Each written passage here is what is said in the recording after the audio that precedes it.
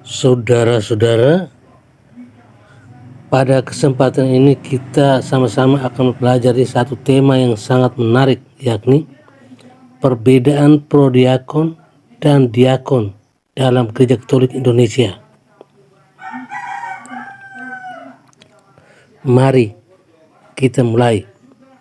Dulu ketika masih sebagai frater di Jogja, ada satu keterkejutan pertama kali saya menghadiri perayaan Ekaristi hari Minggu. Keterkejutan itu muncul tatkala saya menerima komuni dari seorang yang berjubah putih mirip pastor. Sebagai seorang frater yang menghabiskan masa reformasi awal di Tanah Timur, tentu kejadian saat itu menjadi kejadian yang tidak biasa dan aneh. Sebab dalam pikiran ketimuran saya saat itu, yang layak menjadi komuni suci selain pastor, ya diakon, frater, bruder atau suster. Saat itu ya, saya kemudian mengenal orang yang berjubah putih di latar mendampingi pastor dalam misa perayaan Ekaristi. Dengan penampilannya juga mirip pastor dan mengembagi komuni pada umat itu sebagai prodiakon. Pertanyaan logis yang muncul di sini, siapakah prodiakon itu? Terminologi prodiakon berasal dari bentukan kata pro, kata Latin yang berarti mirip, yang berarti demi, dan kata diakon yang berarti melayani.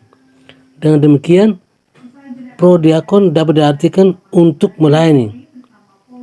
Sebab tugas-tugas terutamanya adalah untuk melayani umat dalam berbagai kepentingan yang berkaitan dengan kehidupan beragamanya. Istilah prodiakon ini baru dikenal sekitar tahun 1990-an di Uskupan Agung Semarang. Sebelumnya dikenal dengan sebutan diakon awam atau diakon paroki. Dan istilah prodiakon ini hanya dikenal di gereja Indonesia.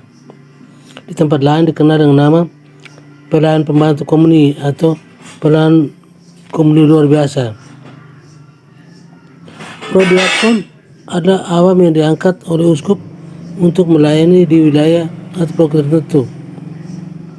Tugas yang diberikan uskup kepada prodiakon umumnya meliputi membantu penerimaan komuni dalam rangka perayaan Ekaristi atau ibadah sabda, mengirim komuni untuk orang sakit, serta memimpin ibadah sabda atau ibadah non-sakramental.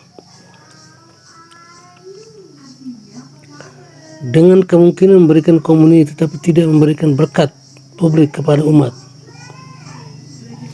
Uskup tetap dimungkinkan untuk memberikan tambahan tugas atau membatasi tugas prodiakon yang diangkatnya. Tiba di sini kita layak bertanya, apa ada pertimbangan teologis atau yuridis yang bisa menjadi dasar pelayanan prodiakon? Secara teologis ada dua pertimbangan. Pertama, pelayanan prodiakon merupakan ungkapan dari imamat umum dan sakramen gereja yang diterimanya. Gagasan ini bisa kita temukan dalam Keluaran 19:6, 1 Petrus 2:5-9, Wahyu 1:6 dan Lumen Gentium 9:10, 26:34, SC 14:48, AG 15.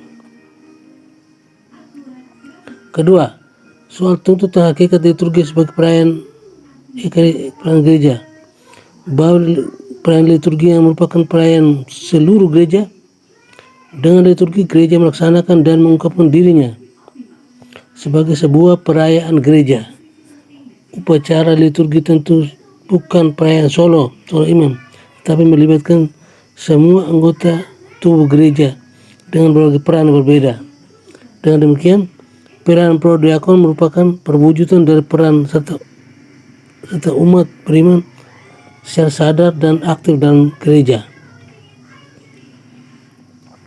Sedangkan dari sisi pertimbangan yuridis kanonis ada dua nomor kanon yang bisa menjadi rujukan akan tugas, mulai dari prodiakon, misalkan saja kanon 230 ayat 3. Bila kebutuhan gereja memintanya karena kekurangan pelayanan, juga kaum awam, meskipun bukan lektor atau akolit, dapat menjalankan beberapa tugas, yakni melakukan perayaan sabda, memimpin doa-doa liturgis, menerimakan baptis, dan membagikan komunitas suci menurut ketentuan hukum atau kanon 910 ayat 2. Pelayanan luar biasa komunitas suci adalah akolit dan juga orang beriman lain yang ditugaskan sesuai dengan kanon 230 ayat 3. Saya mau katakan bahwa ada payung hukum untuk pelayan prodiakon dan hukum gereja. Prodiakon ditampilkan sebagai pelayan luar biasa awam yang lain dengan tugas mulia. Seruput kopinya dulu. Lalu soal yang sering muncul adalah apa yang dipertanyakan perbedaan diakon tertabis dan prodiakon. Perbedaan yang ada tidak bermaksud untuk mengatakan yang satu lebih penting daripada yang lain atau yang satu lebih mulia daripada lain, tapi hanya untuk meletakkan persoalan pada posisi masing-masing. Saya hanya menunjukkan perbedaan mendasar. Seorang diakon itu ditabiskan. Kanon 1009 menegaskan tabisan-tabisan adalah episkopat, presbiterat, dan diakonat. Dengan tabis itu seorang diakon masuk dalam kalangan hierarkis klerus, dan dengan tabis yang diterima ia diangkat menjadi pelayan suci dengan ditanda dengan meterai yang tak terhapuskan. Jabatan juga bersifat tetap. Sedangkan seorang prodiakon itu dilantik secara biasa oleh uskup atau pastor atas nama uskup. Dia tetap sebagai orang awam, tidak menerima meterai imamat, dan jabatannya bersifat sementara dan dapat dipilih kembali. Iya.